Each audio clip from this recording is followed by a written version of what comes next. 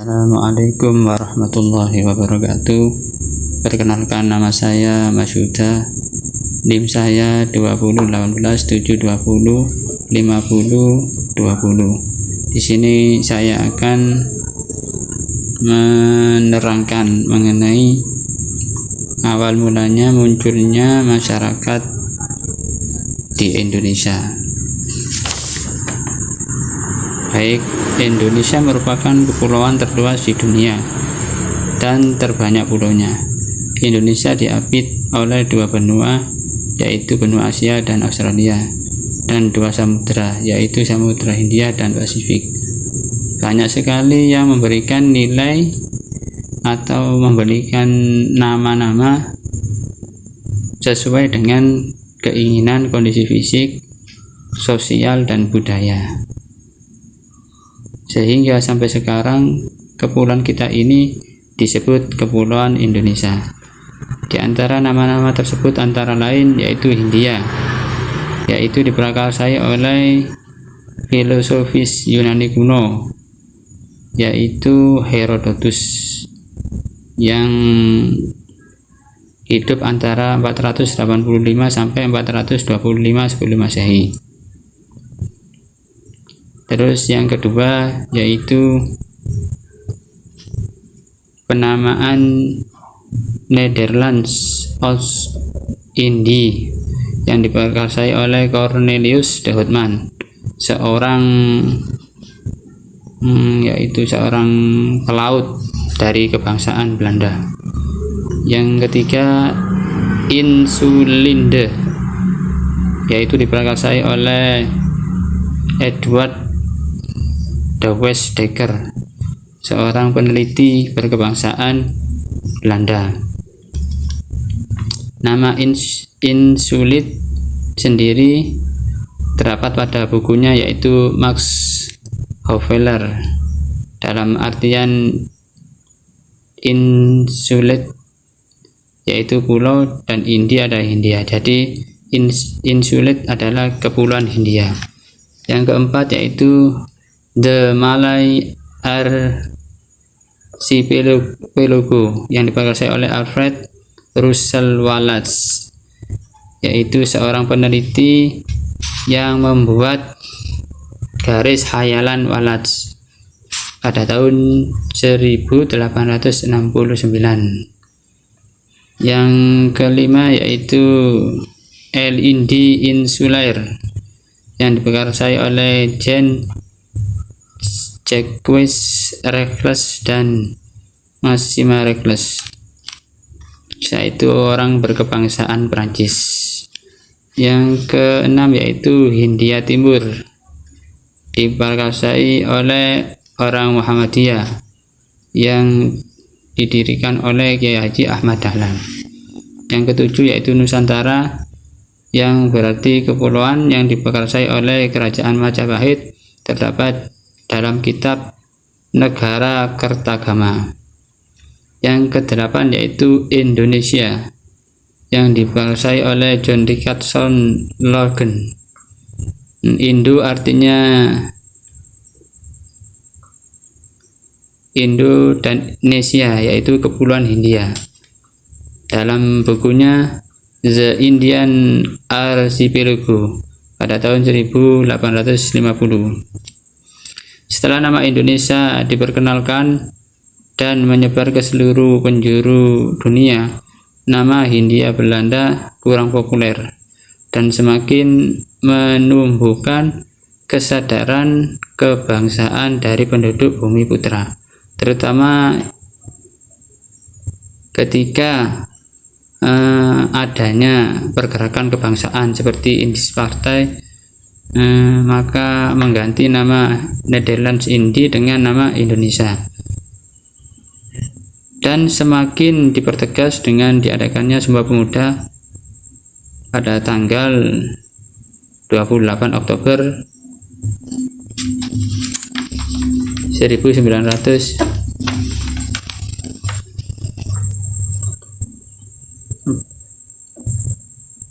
yaitu pada tanggal 28 Oktober. Terus munculnya masyarakat Indonesia itu dimulai dari zaman es atau glasial di masa Pleistosan dan zaman interglasial, yaitu suhu permukaan bumi mengalami peningkatan menyebabkan es mencair dan kembali ke zaman es lagi. Bentuk Indonesia yang sekarang tak lepas dari berakhirnya zaman es, sebab sebelumnya Pulau Jawa, Sumatera, Kalimantan serta pulau-pulau kecil di sekitarnya menyatu dengan daratan Asia, sedangkan Irian menyatu dengan daratan Australia. Kepulauan Indonesia mulai terbentuk setelah zaman es berakhir, sebab es mencair dan menggenangi daratan-daratan yang rendah. Menyatunya Indonesia bisa dibuktikan dengan penyebaran hewan-hewan dari Asia ke Indonesia. Begitu pula hewan-hewan dari Australia yang menyebar ke Irian Jaya atau Papua. Garis Wallace untuk Indonesia bagian barat dan garis Weber untuk Indonesia bagian timur. Zaman tersier sampai zaman kuarter. Perkembangan manusia di Indonesia sejak zaman lampau atau purba sampai sekarang dapat dibedakan berdasarkan kebudayaannya, seperti yang dikemukakan Sukamto sebagai berikut. Zaman prasejarah, awal mula adanya manusia sampai kira-kira abad ke-5 sebelum Masehi. Zaman purba, yaitu pengaruh kebudayaan India mulai abad pertama Masehi sampai berakhirnya kerajaan Majapahit. Zaman Madya, yaitu berakhirnya kerajaan Majapahit sampai masuknya pengaruh Islam pada abad ke-19. Zaman modern, sejak masuknya Anasis Barat sampai sekarang. Penduduk Indonesia purba, yaitu Poletikum, dimulai sejak zaman Batu Tua. Yang kedua, Meganthropus Paleojavanicus, dengan ciri-ciri mendekati bentuk manusia, ukuran tubuhnya kecil, rahang besar, pemakan segala. Ketiga, Pithecanthropus robustus, ciri-cirinya tubuh besar dan usia lebih tua. Keempat, Pithecanthropus erectus, ciri-ciri tubuh dan tengkorak yang lebar pada dasar kepala, tulang atap kepala tebal, volume otak sebanyak 900 cc, dan kebiasaannya berburu dan merantau.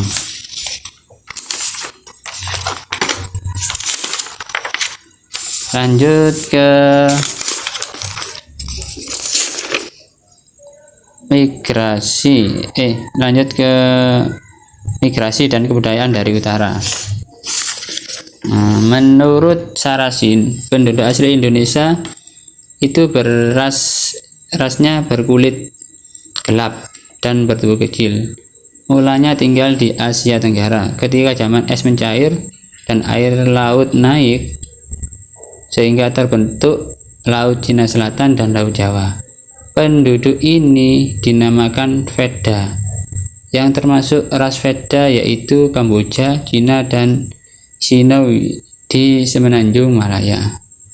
Kedua ras Melanesia yang membawa budaya Neolitik, mereka datang dalam dua tahap. Mereka oleh Sarasin disebut sebagai Proto Melayu dan Destro Melayu. Proto Melayu diyakini sebagai nenek moyang orang Melayu Polinesia. Ciri-cirinya rambut lurus, kulit kuning kecoklatan, dan mata sipit. Dari Cina mereka migrasi ke Indonesia dan Siam, kemudian ke Indonesia. Kedua, Destro Melayu, ras Melayu muda. Mereka berpindah masuk ke pedalaman. Kemudian ras Proto Melayu dan Destro Melayu melebur dan menjadi suku Batak, Dayak, Toraja, Alas, dan Goya. Bangsa Melanesoid melakukan perpindahan ke timur. Bangsa Melanesia merupakan penduduk pribumi, yaitu manusia wajak yang bermigrasi ke timur dan menduduki Papua. Bangsa Melanesia mulai terdesak oleh bangsa Melayu.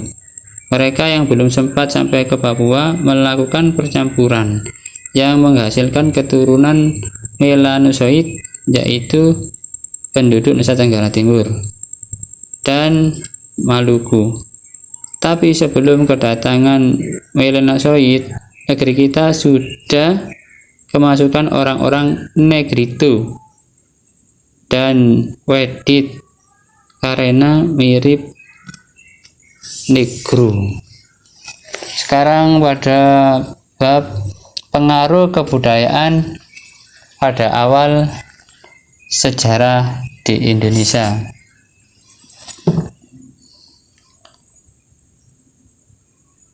Agama Hindu Buddha ke Indonesia sudah berlangsung sejak berabad-abad lalu, tetapi pengaruh kebudayaan Hindu Buddha masih dapat dirasakan hingga sekarang oleh masyarakat Indonesia. Ada yang masih dijalankan hingga kini. Banyak pengaruh Hindu Buddha yang juga dipelajari oleh masyarakat. Maksudnya kebudayaan dan agama Hindu Buddha juga menyebabkan akulturasi dengan kebudayaan lokal. Dalam Kamus Besar Bahasa Indonesia, akulturasi adalah pencampuran dua kebudayaan atau lebih yang saling bertemu dan saling mempengaruhi.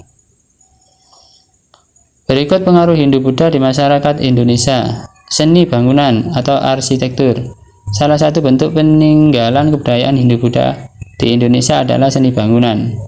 Dalam buku Kehidupan Masyarakat pada Masa Praaksara, Masa Hindu Buddha dan Masa Islam pada tahun 2019, karya Tri Woro Setyaningsih, perkembangan Hindu Buddha di Indonesia telah membawa pengaruh besar dalam berbagai karya seni dan kerajinan maupun bangunan. Salah satu hasil karya adalah candi. Bagi Hindu dan Buddha, candi memiliki fungsi yang berbeda. Bagi candi bercorak Hindu berfungsi sebagai makam, sementara candi bercorak Buddha memiliki fungsi sebagai tempat pujaan atau peribadatan.